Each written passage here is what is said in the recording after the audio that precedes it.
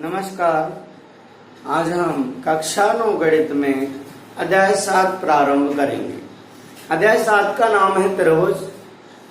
अध्याय 7 प्रारंभ करने से पहले या कहें प्रश्नावली के सवाल प्रारंभ करने से पहले हम कुछ बेसिक चीजें या बेसिक जानकारियां आपको बताएं। तो आज मैं अध्याय 7 की कुछ महत्वपूर्ण प्रॉपर्टियां और महत्वपूर्ण परिभाषाएं आपको नोट कराता हूं। लगभग 15 से 20 परिभाषाएं हैं, वह हम आज नोट करेंगे। हो सकता है आज के क्लास में हम सिर्फ परिभाषाएं ही पढ़ पाएं, आगे के सवाल हल ना कर पाएं तो कोई बात नहीं है। लेकिन यदि हमने परिभाषाओं को नहीं समझा, नहीं पढ़ा, नहीं देखा और नहीं लिखा तो हम आगे की गणित को हल नहीं कर पाएंगे। इसलिए आज जो हम परिभाषाएं लिखेंगे, सुनेंगे और पढ़ेंगे, उन्हें आप अच्छे तरीके से दिमाग में बैठा लें, जिससे कि आने वाला जो मैथमेटिक्स है, जो गणित के सवाल हैं, जो रेखा गणित के सवाल हैं, वह भली भांति आपको समझ में आए और आप उनको सरल और अच्छे ढंग से हल कर पाएं। जैसा कि अध्याय 7 का नाम है त्रिभुज, तो त्रिभुज से संबंधित कुछ परिभाषाएं इस प्रकार हैं। कुछ महत्वपूर्ण बिंदु हैं। पहला, यदि हम बात करें, मैं इसे डायरेक्ट लिखवाऊंगा, परिभाषाएं आप नोट कर लेंगे। 3 प्रतिच्छेदी रेखाओं द्वारा बनाई गई एक आकृति, 3 प्रतिच्छेदी रेखाओं द्वारा बनाई गई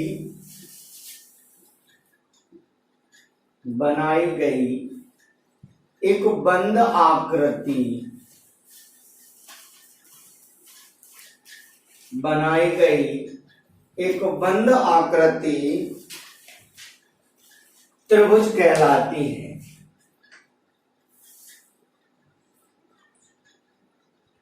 त्रिभुज कहलाती 3 प्रतिच्छेदी रेखाओं द्वारा बनाई गई एक बंद आकृति त्रिभुज कहलाती है। परिभाषा नंबर 2, यह एक त्रिभुज में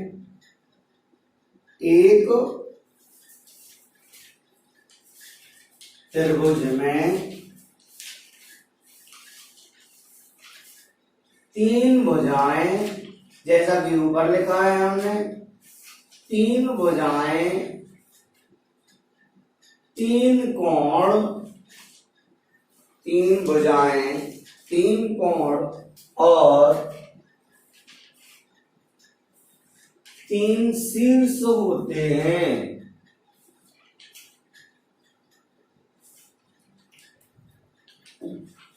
एक त्रिभुज में 3 भुजाएं, 3 कोण और 3 शीर्ष होते हैं। नंबर 3 है, 2 आकृतियां,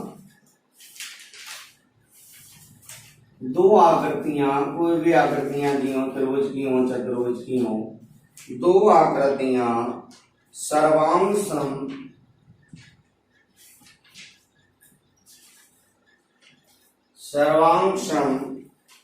होती हैं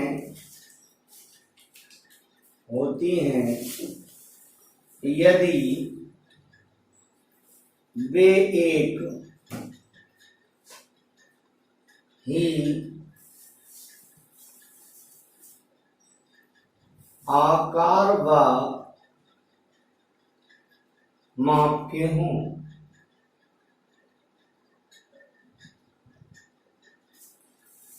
दो आकृतियां सर्वांग सम होती हैं यदि वे एक ही आकार व माप के हों। नंबर 4 पे हम लिखेंगे, 2 समान त्रिज्याओं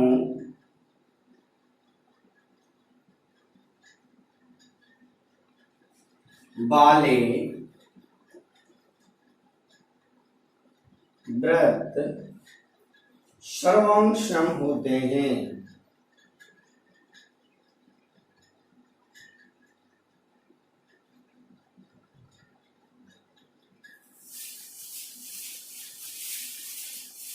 दो समान त्रिज्याओं वाले वृत्त सर्वांगसम होते हैं।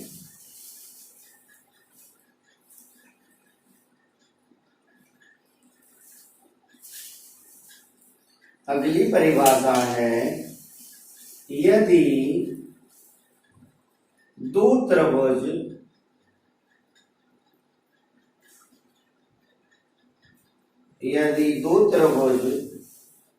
ए बी सी और पी क्यू आर संगतता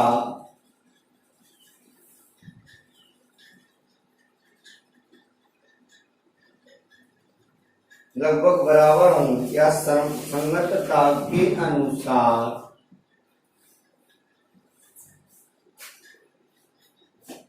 सर्वांगसम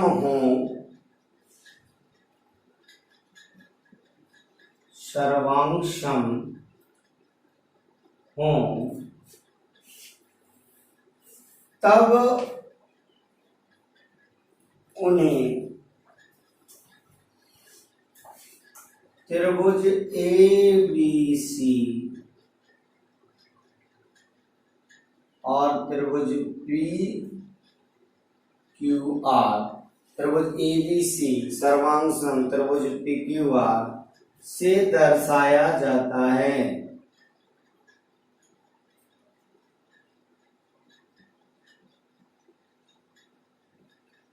इस प्रकार से यदि हम और आगे आते हैं, आपको दिखेगा नीचे दिखेगा सब, लिखते हैं, यदि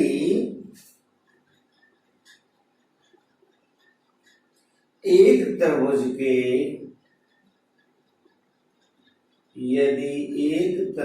के दो कोण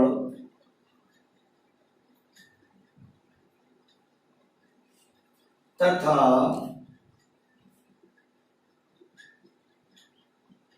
अंतर्गत भुजा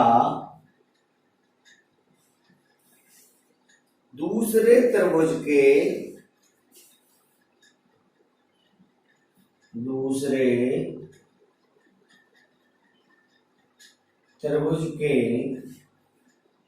दो कोणों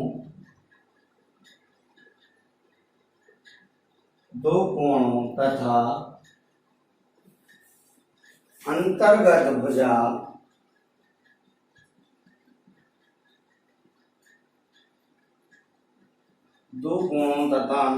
भुजा की बराबर हो तो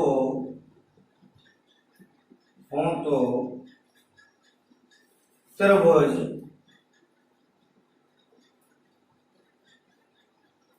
सर्वांगसम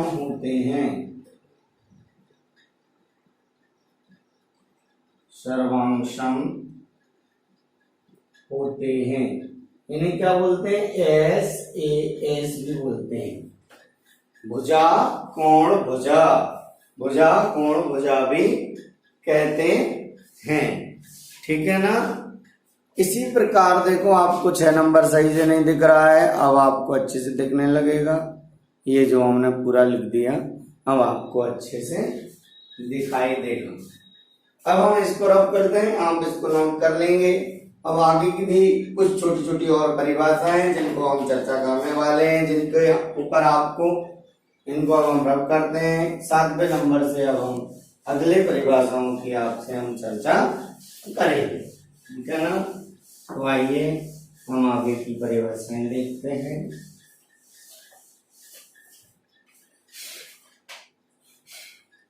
हमारा 7वां नंबर है, 7 में हम लिखेंगे, यदि एक त्रिभुज के दो कोण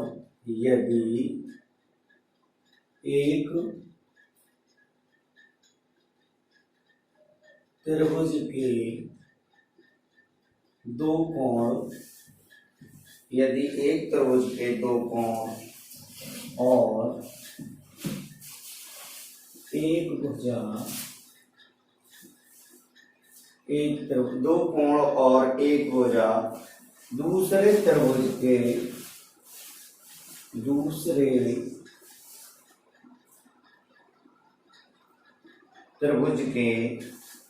दो कोणों और संगत भुजा के बराबर हो और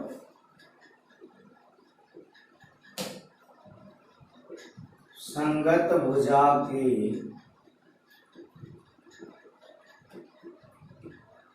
बराबर हों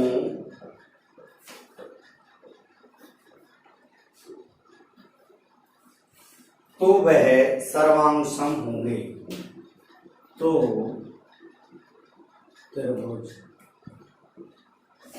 सर्वांगसम होते हैं, सर्वांगसम होते हैं। इसको लिखते हैं ASA, दो कोण और संगत भुजा, एंगल भुजा एंगल। ठीक है ना।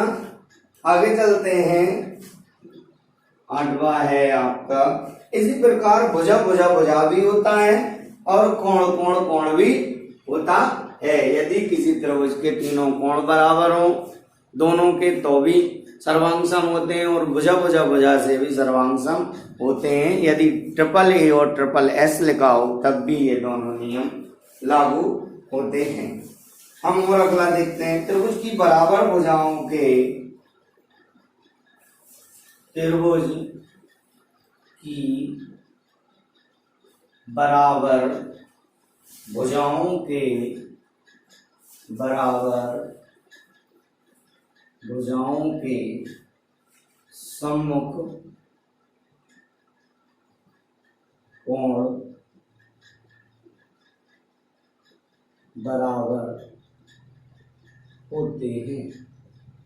त्रिभुज की बराबर भुजाओं के सम्मुख कोण बराबर होते हैं। अगला ऐसे ही है, त्रिभुज के बराबर कोणों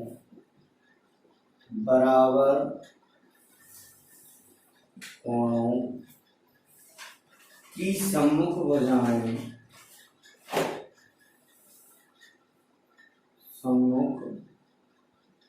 भुजाएं बराबर कोणों की सम्मुख भुजाएं बराबर होती हैं।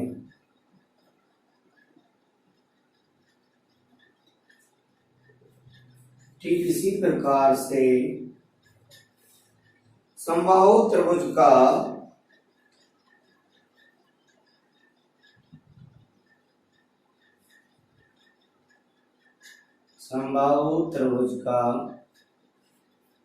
प्रत्येक कोण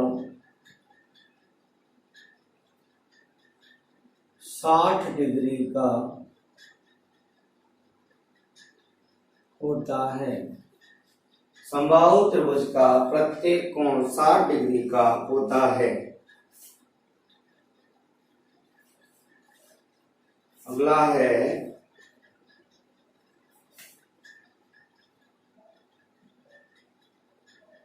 त्रिभुज की बड़ी भुजा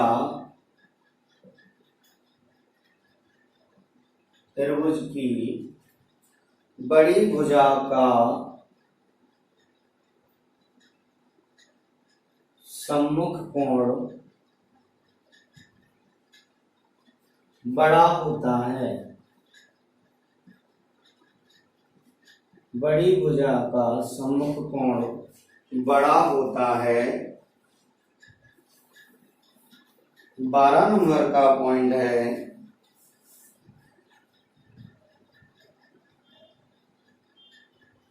त्रिभुज की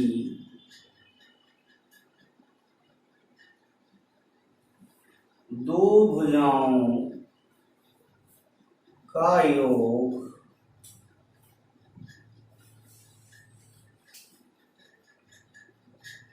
तीसरी भुजा से,